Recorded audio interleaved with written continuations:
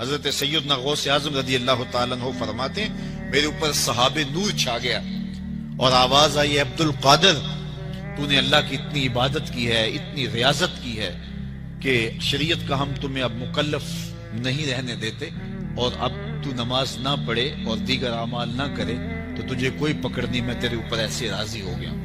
تو ایسے بادل سے آواز آئی، کہتے مان میرے دل میں خیال آیا کہ اگر عبادت کا مکلف نہ ہونا ہوتا تو امام الانبیاء صلی اللہ علیہ وسلم سے بڑھ کر کون اللہ کا مقرب تھا۔ حتی تتورم قدمہ، حضور جب نماز پڑھتے اور اس قدر لمبا قیام کرتے حضور کے مبارک پاؤں سوج جاتے، لیکن ان کو تو کہا گیا وَعْبُدْ رَبَّكَ حَتَّى يَأْتِيَكَ الْيَقِينُ، انہیں تو کہا گیا کہ آخری سانس تک اللہ کی عبادت کرنی ہے۔ تو میں کون ہوں کہ مجھے کہا جائے کہ تو اب عبادات کا مکلف نہیں رہا، کوئی بات نہیں ہے۔ تو کہتے ہیں میں لا حول ولا قوت الا باللہ پڑھا تو وہ جو مجھے نور نظر آ رہا تھا وہ سیاہی میں بدل گیا۔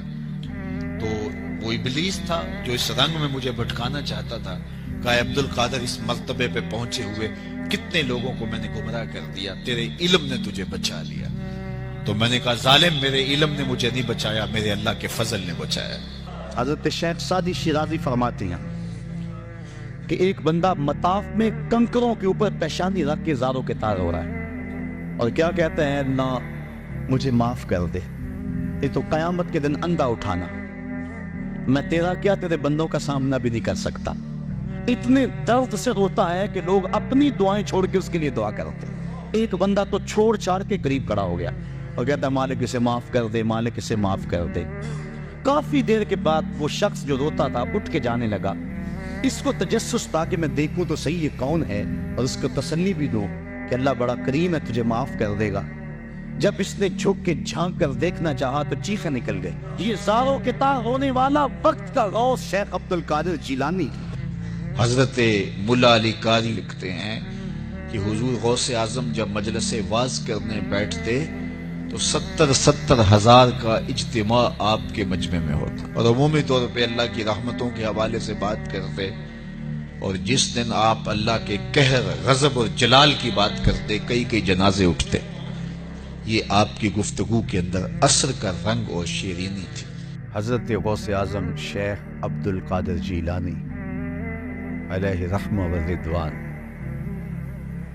آپ سفر پہ جاتے ہیں تو ڈاکو پڑتے ہیں، سب کی تلاشی ہوتی ہے، آپ چونکہ کم عمر تھے تو سرسری سی تلاشی لے کے آگے آپ کو بھیجنے لگتا ہے ڈاکو۔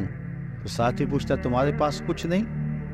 کہا نہیں میرے پاس 40 درہم ہے۔ تو وہ رک گیا، کہاں ہے؟ کہاں یہ آستین میں سی ہو۔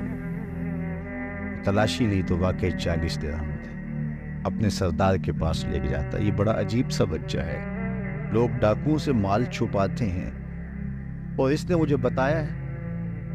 تو وہ بھی حیرت زدہ ہو کے پوچھتا ہے یہ کیا کہانی ہے؟ لوگ تو ڈاکوؤں سے مال چھپاتے ہیں اور تمہاری تلاشی ہو گئی تھی، تمہیں آگے بھیجتے بھیجتے اس نے پوچھ لیا تمہارے پاس بھی کچھ ہے؟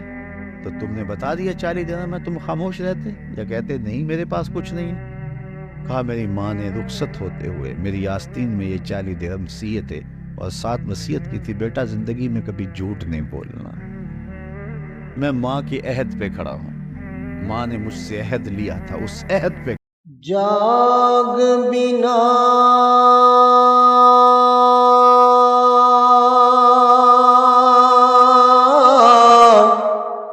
دودھ جمد نہیں باہو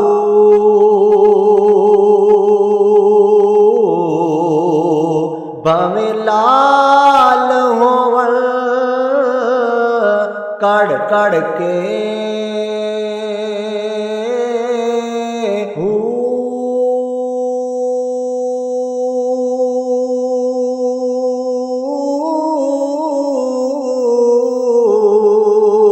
جاگ بنا دودھ جمد نہیں باہو، جاگ بنا دودھ جمد نہیں باہو بھاویں لال ہون کڑ کڑ کے